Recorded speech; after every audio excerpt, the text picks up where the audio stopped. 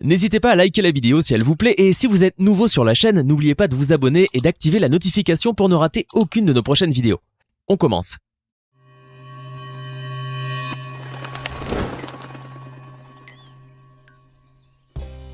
Jackie Chan est une légende vivante du cinéma d'action dans le monde entier. Ses films ont fait de lui le maître incontesté de kung-fu et des scènes de combat grâce à ses acrobaties saisissantes et extrêmement risquées. Artiste martial, acrobate, acteur, cascadeur, réalisateur, producteur de films, doubleur de dessins animés et même chanteur, Jackie Chan est un artiste doué de 1000 talents. À 66 ans, il continue à collectionner les exploits et n'a pas encore dit son dernier mot. Aujourd'hui, on vous laisse découvrir qui est Jackie Chan et comment il est devenu le roi des films de kung-fu. Allons-y. Jackie Chan a vu le jour le 7 avril 1954 au Pic Victoria à Hong Kong. Ses parents l'appelèrent Chang Kong Chang, qui signifie « né à Hong Kong ». Mais il paraît que l'acteur était déjà très particulier avant même sa naissance. En effet, il est resté bien après le terme dans le ventre de sa mère et lorsqu'il est né, il pesait à peu près 7,4 kilos. Ses parents, qui travaillaient à l'ambassade de France à Hong Kong comme cuisiniers et femmes de chambre, étaient pauvres à cette époque-là. Ils faillirent donner leur enfant en adoption car ils n'avaient pas de quoi payer les frais d'hospitalisation et la césarienne qu'avait dû subir sa mère pour le mettre au monde.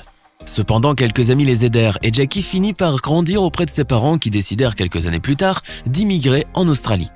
Comme ils voulaient que leur fils ait une éducation chinoise, ils l'inscrivirent à la China Drama Academy, une académie d'études du théâtre chinois. C'est là que Jackie, alors âgé de 7 ans, va acquérir les bases du kung-fu.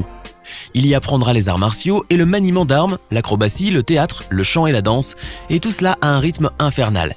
Il faut dire qu'à cette époque-là, les écoles chinoises étaient connues pour leur méthode d'apprentissage extrêmement difficile et l'académie ne dérogeait pas à la règle. En effet, pour atteindre le niveau de perfection demandé, Jackie, tout comme les autres élèves de cette école, devait s'entraîner 18 heures tous les jours. Il devait se soumettre à une discipline de fer et à des exigences incroyables au détriment de sa santé et de sa vie même.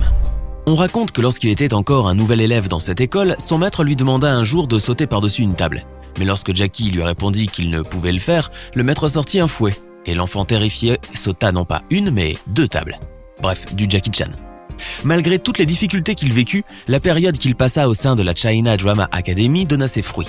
Ainsi, Jackie Chan fit ses premiers pas au cinéma en 1962 dans le film cantonais Big and Little Wong Tin Bar. Il venait aussi d'intégrer une troupe nommée Les 7 Petites Fortunes qui faisait de nombreux spectacles à Hong Kong. Quelques années plus tard, après avoir décroché son diplôme, Jackie Chan décida de rejoindre ses parents en Australie en 1971. Il avait alors 17 ans et un corps bien forgé qui lui permettait de travailler tout et n'importe quoi. C'est ainsi qu'il devint tour à tour plongeur dans un restaurant et maçon sur les chantiers. C'est d'ailleurs là que ses collègues commencèrent à l'appeler Jackie, après qu'un ami de son père prénommé Jack et travaillant avec lui sur les chantiers a décidé de le surnommer Little Jack. Mais comme il n'aimait pas ce qu'il faisait, il décida de retourner à Hong Kong et se fit embaucher par le studio de la Shaw Brothers comme cascadeur. C'est ainsi qu'il obtint son premier vrai rôle dans le film Le Jeune Tigre.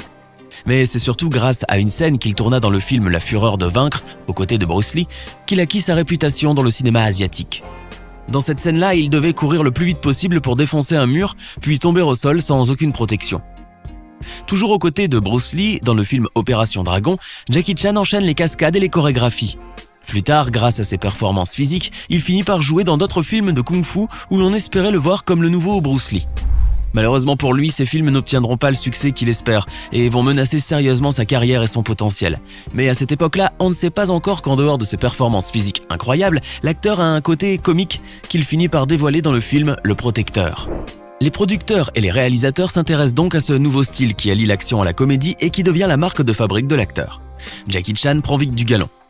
Sa réputation le précède et il se voit proposer des rôles qui lui collent parfaitement à la peau. Un beau jour, il collabore avec un certain Yuen Woo-ping, réalisateur et chorégraphe chinois qui deviendra quelques années plus tard le plus grand chorégraphe de l'histoire du cinéma asiatique. Le duo travaille sur un nouveau film qui sort en 1978, Le Maître chinois, l'un des meilleurs films asiatiques de tous les temps et premier vrai succès de Jackie Chan. L'acteur, désormais propulsé au rang de star, saute de succès en succès et enchaîne les mises en scène de nouveaux films. Hollywood, qui est alors à la recherche d'un nouveau Bruce Lee, entend parler de lui. Jackie Chan saute sur l'occasion et s'envole pour les États-Unis en 1980 pour se livrer à de nouvelles expériences toutes ratées. En effet, l'acteur était loin d'imaginer qu'il restera confiné à l'image du chinois qui enchaîne les sauts et les acrobaties dans tous les films qu'il tournera. Alors il décide de se concentrer sur le cinéma asiatique. Cependant, sa brève expérience hollywoodienne aura joué un rôle déterminant dans sa carrière puisque son style se peaufine, notamment avec La Danse du Lion et surtout avec Dragon Lord, sorti en 1982.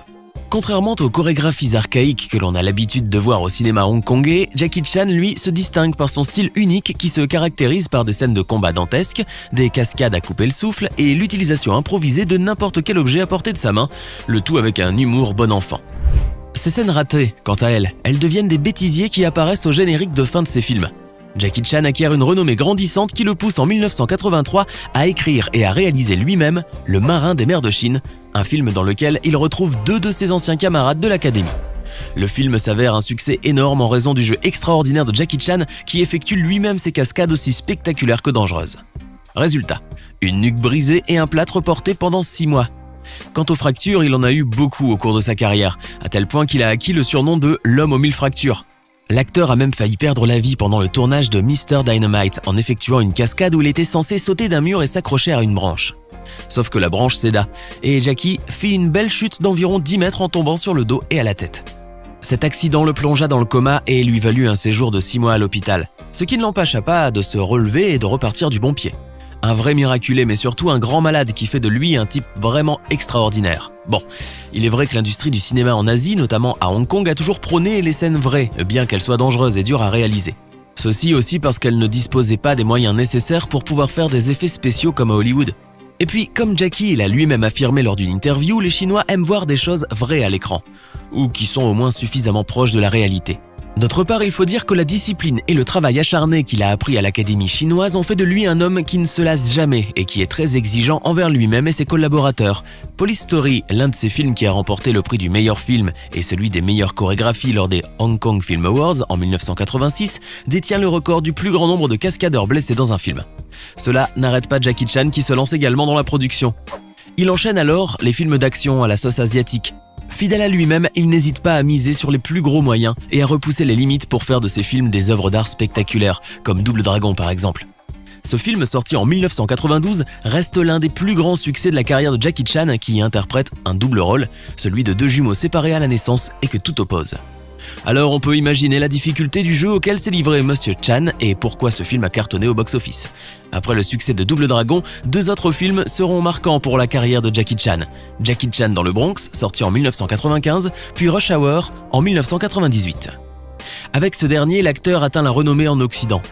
Cependant, loin des rôles comiques qu'il incarne d'habitude, l'acteur interprète avec brio d'autres personnages bien moins drôles, comme celui de l'homme sentimental dans Jackie Chan à Hong Kong et celui du maître sage dans Karate Kid, ou encore celui du policier dépressif après la mort de ses collègues dans New Police Story. Il n'hésite pas non plus à revêtir la redingote classique dans La Tour du Monde en 80 jours, preuve en est que Jackie est un vrai caméléon. Mais lorsqu'on lui propose un rôle de méchant, il refuse tout simplement, car il ne veut jamais jouer le méchant. De toute façon, il serait difficile pour nous d'imaginer un Jackie Chan méchant. Il a également prêté sa voix dans des films d'animation comme Kung Fu Panda dans lequel il joue le singe et Mulan où il incarne le capitaine Shang. Il est aussi le héros de son propre dessin animé, la série Jackie Chan dont il est le producteur, et il a même inspiré le manga Dragon Ball. Il n'hésite pas non plus à faire son propre doublage dans les films quand c'est nécessaire. Bon, vous ne le saviez peut-être pas, mais Jackie Chan parle plusieurs langues, dont le cantonais, le mandarin, le coréen, le japonais, l'allemand et l'anglais bien sûr.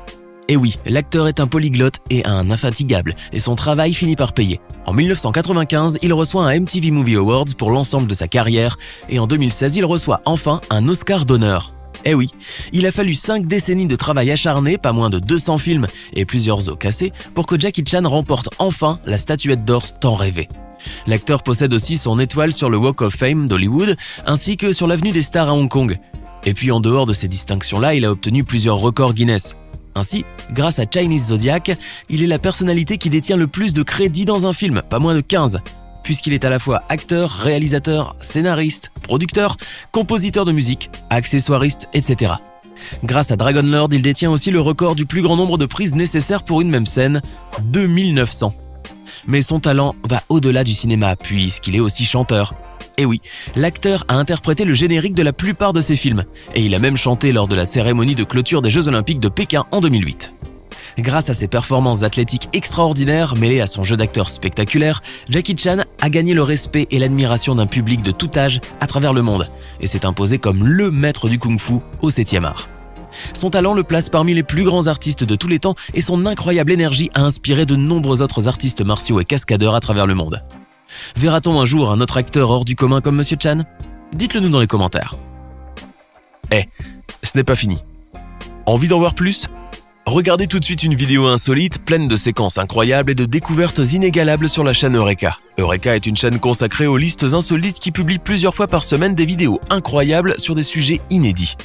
Cliquez tout de suite sur Eureka et découvrez maintenant la toute dernière vidéo de la chaîne. À demain!